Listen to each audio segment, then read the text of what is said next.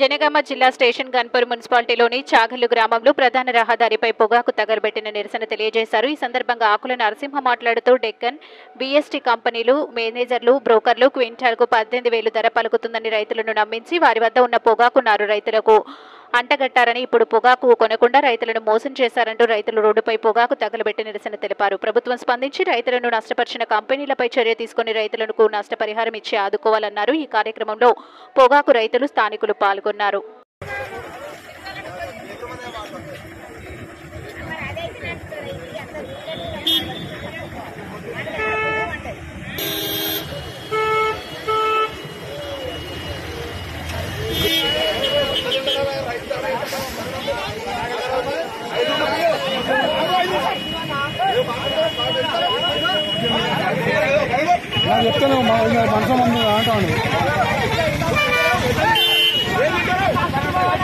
విపరీతమైనటువంటి అన్యాయం జరుగుతుంది.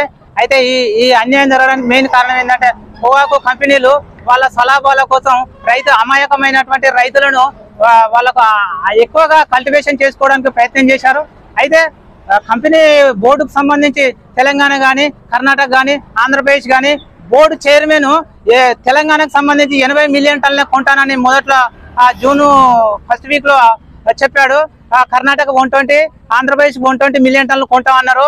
ఆ విషయం కంపెనీలకు తెలిసినా గానీ రైతులను మభ్యపెట్టి 18,000కు ఒక క్వింటల్ ఉంటుంది అని చెప్పేసి వాళ్ళ నారు అమ్ముకోవడానికి కంపెనీ బయర్లు కావచ్చు, లేకపోతే అందులో ఉన్నటువంటి సూపర్వైజర్లు కావచ్చు, కంపెనీలలో పనిచేసేటువంటి వ్యక్తులు అమాయకమైనటువంటి రైతులకు ఆశ చూపెట్టి 18,000 క్వింటల్ ఉంటుందని ఆశ చూపెట్టి నారు అమ్మిపిచ్చి కొనిపించి కల్టివేషన్ చేయడం జరిగింది.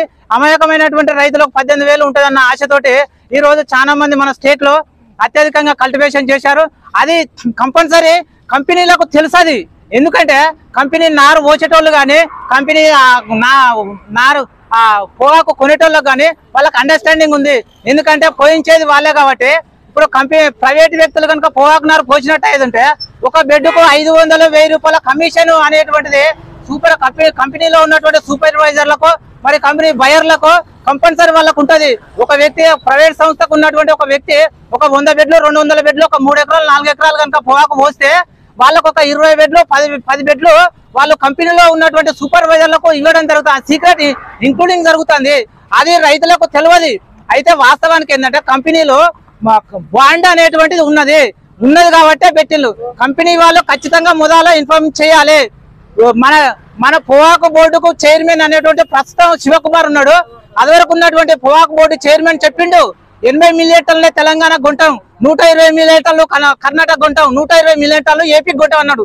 ఆ విషయం కంపెనీ వాళ్ళకు తెలిసినా గానీ రైతులను మోసం చేయాలన్న ఉద్దేశంతో అమాయకమైనటువంటి రైతులను కల్టివేషన్ చేపించి ఈ రోజు కొనకుండా మీరు ఇష్టం ఉన్నట్టు కొనులే, మీరు ఏమన్నా చేయాలి అనేటువంటి రైతులను ఇబ్బంది చేస్తున్నారు. అత్యధికంగా పెట్టుబడి పెట్టినటువంటి రైతులు ఈ రోజు చాలా ప్రాబ్లమ్స్ లో ఉన్నారు, బాధతోటి ఉన్నారు.